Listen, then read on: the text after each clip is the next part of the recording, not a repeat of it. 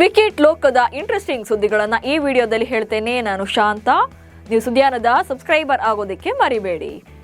ಶ್ರೀಲಂಕಾ ವಿರುದ್ಧದ ಪಂದ್ಯದಲ್ಲಿ ಬೇಕಾಬಿಟ್ಟಿ ಹೊಡೆತಕ್ಕೆ ಮುಂದಾಗಿ ಔಟ್ ಆದಂತ ರಿಷಬ್ ಪಂತ್ ಬಗ್ಗೆ ಮೊಹಮ್ಮದ್ ಕೈಫ್ ಆಕ್ರೋಶ ಹೊರಹಾಕಿದ್ದಾರೆ.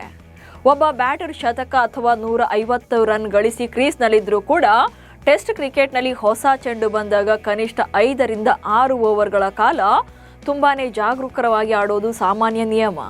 ಆದರೆ ಪಂತ್ ಹೊಸ ಚೆಂಡು ಬಂದ ಮೊದಲ ಓವರ್ನಲ್ಲೇ ಕ್ರೀಸ್ ಬಿಟ್ಟು ಮುನ್ನುಗ್ಗಿದ್ರು. ಇದು ಯಾವುದೇ ಕ್ರಿಕೆಟಿಂಗ್ ಲಾಜಿಕ್ ಇಲ್ಲದ ನಡೆ ಎಂದು ಅಸಮಾಧಾನ ವ್ಯಕ್ತಪಡಿಸಿದ್ದಾರೆ. ಭಾರತ ವಿರುದ್ಧದ ಟೆಸ್ಟ್ ಪಂದ್ಯದಲ್ಲಿ ಶ್ರೀಲಂಕಾ ತಂಡದ ನಾಯಕ ಧನಂಜಯ ಡಿ ಸಿಲ್ವಾ ಹಿಡಿದ ಅದ್ಭುತ ಕ್ಯಾಚ್ ಈಗ ವ್ಯಾಪಕ ಮೆಚ್ಚುಗೆಗೆ ಪಾತ್ರವಾಗಿದೆ. ಪ್ರಭಾತ್ ಜಯಸೂರ್ಯ ಎಸೆದ ಚೆಂಡನ್ನ ಧ್ರುವ್ ಜುರೇಲ್ ರಕ್ಷಣಾತ್ಮಕವಾಗಿ ಆಡೋಕೆ ಯತ್ನಿಸಿದ್ರು. ಆದರೆ ಚೆಂಡು ಬ್ಯಾಟ್ನ ಮುಂಭಾಗಕ್ಕೆ ತಾಗಿ ಎಡ್ಜಾಗಿ ಮೊದಲ ಸ್ಲಿಪ್ನತ್ತ ಹೋಗಿತ್ತು. ಅಲ್ಲಿ ಸಜ್ಜಾಗಿ ನಿಂತಿದ್ದಂತ ಶ್ರೀಲಂಕಾ ತಂಡದ ನಾಯಕ ಕ್ಷಣಾರ್ಧದಲ್ಲೇ ಒಂದೇ ಕೈಯಲ್ಲಿ ಕ್ಯಾಚ್ ಅನ್ನ ಕಂಪ್ಲೀಟ್ ಮಾಡಿದ್ರು. ಅವರ ಇದೇ ಕ್ಯಾಚ್ ಈಗ ಎಲ್ಲರ ಮೆಚ್ಚುಗೆಗೆ ಕಾರಣವಾಗಿದೆ. ನಿರ್ಣಾಯಕ ಬ್ಯಾಟಿಂಗ್ ಸ್ಥಾನಗಳಿಗೆ ಕಳುಹಿಸುವ ಬದಲು ಕೆಳ ಕ್ರಮಾಂಕದಲ್ಲಿ ಕೆಲವೊಮ್ಮೆ ಬೌಲರ್ಗಳಿಗಿಂತ ಕೆಳ ಕ್ರಮಾಂಕದಲ್ಲಿ ಕಳಿಸೋದು ತಮ್ಮ ಆತ್ಮವಿಶ್ವಾಸವನ್ನ ಕುಗ್ಗಿಸಿದೆ ಎಂದು ರವೀಂದ್ರ ಜಡೇಜಾ ಬೇಸರ ಹೊರಹಾಕಿದ್ದಾರೆ. ನಾನು ಡ್ರೆಸ್ಸಿಂಗ್ ರೂಮ್ನಲ್ಲಿ ಕುಳಿತಾಗ ವೇಗದ ಬೌಲರ್ ನನ್ನ ಮುಂದೆ ಹೋಗಿ ಬ್ಯಾಟಿಂಗ್ ಮಾಡೋಕೆ ಸಿದ್ಧರಾಗ್ತಾ ಇದ್ದುದನ್ನು ನೋಡಿದಾಗ ನನ್ನ ನೈತಿಕತೆಗೆ ಹೊಡೆತ ಬೀಳ್ತಾ ಇತ್ತು. ತಂಡದ ಆಡಳಿತ ಮಂಡಳಿಗೆ ನನ್ನ ಬ್ಯಾಟಿಂಗ್ ಸಾಮರ್ಥ್ಯದ ಬಗ್ಗೆ ನಂಬಿಕೆ ಇಷ್ಟೇನಾ ಎಂದು ನನಗೆ ಆಶ್ಚರ್ಯವಾಗಿತ್ತು ಎಂದು ಬೇಸರ ಹೊರಹಾಕಿದ್ದಾರೆ.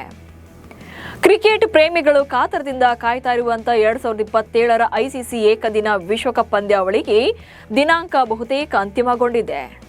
ವಿಶೇಷ ಅಂದರೆ ದಕ್ಷಿಣ ಆಫ್ರಿಕಾ ಆತಿಥ್ಯದಲ್ಲಿ ನಡೆಯಲಿರುವಂಥ ಈ ಮೆಗಾ ಟೂರ್ನಿ 2027ರ ಅಕ್ಟೋಬರ್ 2ರಂದು ಅಂದರೆ ಮಹಾತ್ಮ ಗಾಂಧೀಜಿಯವರ ಜನ್ಮದಿನದಿಂದಲೇ ಆರಂಭವಾಗಲಿದೆ ಎನ್ನಲಾಗಿದೆ. ಗಾಂಧೀಜಿಯವರ ಸ್ಮರಣಾರ್ಥವಾಗಿ ಹಾಗೆ ಅವರಿಗೆ ಗೌರವವನ್ನು ಸಲ್ಲಿಸುವ ಉದ್ದೇಶದಿಂದ ಐಸಿಸಿ ಅಕ್ಟೋಬರ್ 2ರಂದೇ ಟೂರ್ನಿ ಆರಂಭ ಮಾಡೋಕೆ ನಿರ್ಧಾರ ಮಾಡಿದೆ ಎನ್ನಲಾಗ್ತಿದೆ. ಐಪಿಎಲ್ಗೆ ಸಂಬಂಧಪಟ್ಟಂತೆ ಸುನಿಲ್ ಗವಾಸ್ಕರ್ ಬಿಸಿಸಿಐ ಮುಂದೆ ಪ್ರಮುಖ ಬೇಡಿಕೆ ಇಟ್ಟಿದ್ದಾರೆ. ಪ್ರಸ್ತುತ ನಿಯಮಗಳ ಪ್ರಕಾರ ಒಂದು ತಂಡದಿಂದ ಮತ್ತೊಂದು ತಂಡಕ್ಕೆ ಆಟಗಾರ ವರ್ಗಾವಣೆಯಾದಾಗ ಅವರ ಆರ್ಥಿಕ ವಿವರಗಳು ಕೇವಲ ಬಿಸಿಸಿಐ ಸಂಬಂಧಪಟ್ಟ ಆಟಗಾರ ಹಾಗೆ ಆ 2 ಫ್ರಾಂಚೈಸಿಗಳಿಗೆ ಮಾತ್ರ ತಿಳಿದಿರುತ್ತವೆ. ಉಳಿದ ತಂಡಗಳಿಗೆ ಹಾಗೆ ಸಾರ್ವಜನಿಕರಿಗೆ ಈ ಮೊತ್ತ ತಿಳಿಯೋದಿಲ್ಲ. ಹೀಗಾಗಿ ವರ್ಗಾವಣೆಯ ನಿಖರ ಮೊತ್ತವನ್ನು ಬಹಿರಂಗಪಡಿಸಬೇಕು ಅಂತೇಳಿ ಆಗ್ರಹಿಸಿದ್ದಾರೆ. ಇಂಗ್ಲೆಂಡ್ಗೆ 2019ರ ಏಕದಿನ ವಿಶ್ವಕಪ್ ಗೆಲ್ಲಿಸಿಕೊಟ್ಟ ನಾಯಕ ಇಯಾನ್ ಮಾರ್ಗನ್ ಅವರ ಹೆಸರು ಸಿಎಸ್ಕೆ ಕೋಚ್ ಹುದ್ದೆಗೆ ಕೇಳಿ ಬರ್ತಾ ಇದೆ. ಆದರೆ ಇದಕ್ಕೆ ಕೆ ಶ್ರೀಕಾಂತ್ ತೀವ್ರವಾಗಿ ವಿರೋಧ ವ್ಯಕ್ತಪಡಿಸಿದ್ದಾರೆ. ನಾನು ಖಂಡಿತವಾಗಿಯೂ ಕೂಡ ಇಯಾನ್ ಮಾರ್ಗನ್ ಅವರನ್ನು ಆಯ್ಕೆ ಮಾಡೋದಿಲ್ಲ. ಅವರು ಇಂಗ್ಲೆಂಡ್ನ ಉತ್ತಮ ಆಟಗಾರ ಹಾಗೆ ಉತ್ತಮ ನಾಯಕ. ಆದರೆ ಕೋಚ್ ಆಗಿ ಅವರನ್ನು ನಾನು ಯಾವತ್ತೂ ಕೂಡ ಒಪ್ಪೋದಿಲ್ಲ. KKR ನಾಯಕನಾಗಿದ್ದಾಗಲೂ ಕೂಡ ಅವರು ಏನೂ ದೊಡ್ಡ ಸಾಧನೆ ಮಾಡಲಿಲ್ಲ. ಕಾಮೆಂಟ್ರಿಗೆ ಸೀಮಿತವಾಗಿರುವುದು ಉತ್ತಮ ಎಂದಿದ್ದಾರೆ.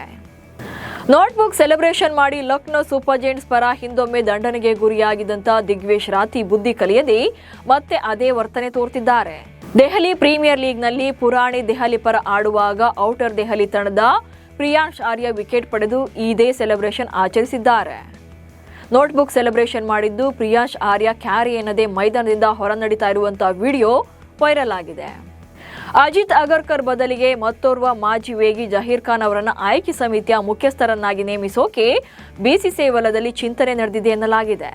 47 ವರ್ಷದ ಜಹೀರ್ ಖಾನ್ ಭಾರತ ಪರ 92 ಟೆಸ್ಟ್, 200 ಏಕದಿನ ಹಾಗೆ 17 T20 ಪಂದ್ಯಗಳನ್ನಾಡಿದ್ದಾರೆ. ಅಲ್ಲದೆ 2011ರ ಏಕದಿನ ವಿಶ್ವಕಪ್ ವಿಜೇತ ತಂಡದ ಸದಸ್ಯರಾಗಿದ್ದರು. ಹೀಗಾಗಿ ಅಗರ್ಕರ್ ಬದಲಿಗೆ ಇವರೇ ಸೂಕ್ತ ಎನ್ನುವಂಥ ಮಾತುಗಳು ಕೇಳಿ ಬರ್ತಿವೆ.